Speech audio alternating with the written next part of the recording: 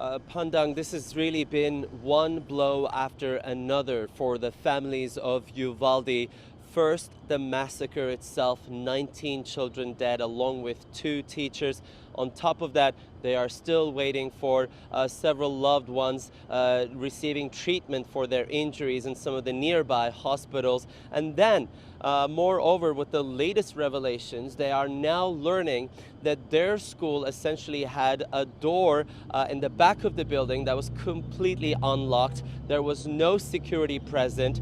This gunman holding a massive assault rifle was able to just wave himself into the building with quite ease. And also, on top of that, they have also learned that some of these children, some of these victims have had to spend up to an hour inside that building until a police unit was finally able to intervene. So all of this is quite hard to grapple with. These families are processing a lot. It's a very sensitive time for them, but one brave family was able to share their story exclusively with CGTN. Take a look. May 24th will go down as the darkest day in their lives for people of Uvalde, including the Fierro family who thought they may never see their 9-year-old daughter again. I cried when I held them. I was able to hold them again because I knew that a lot of parents weren't gonna be able to hold their children. He tells us about the chilling moments of his daughter's narrow escape. That they were in the cafeteria, and when they did the drill, the little kids and the teachers turned off the lights and they all hid. And they hid behind the curtains of the auditorium.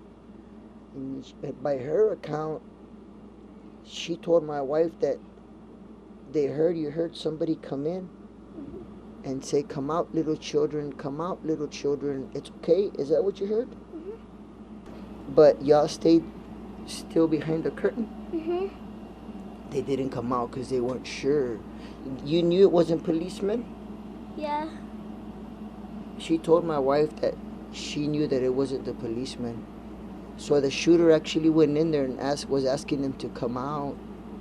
So he just walked in, he asked, and then he walked out because I think a policeman was chasing him because when the police, after he left, a policeman came in and went behind the stage and saw us. Both Martin and his wife spent their whole lives in Uvalde. They grew up with the other parents of the victims like one big family. They mourn the deceased like their own. This is just one of several memorial sites that have been set up across the town of Uvalde since that horrific tragedy. Day in and day out, people have been coming here, not just from nearby communities, but many cities across the nation to lay down flowers, gift cards, toys, to pay their respects to the victims. And the latest revelations on the missteps taken by law enforcement in response to the school shooting have only aggravated the anger and frustration among the community. So a lot of families were fighting to get in. Wow. The shooter had almost an hour, 40 minutes, and people were fighting, and there's a lot of questions right now.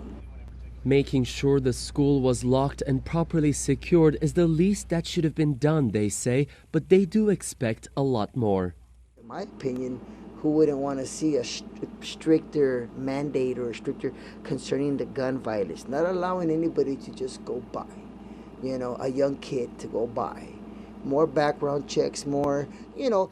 Several Uvalde parents hope their tragedy would be an eye-opener for the gun violence epidemic in the country.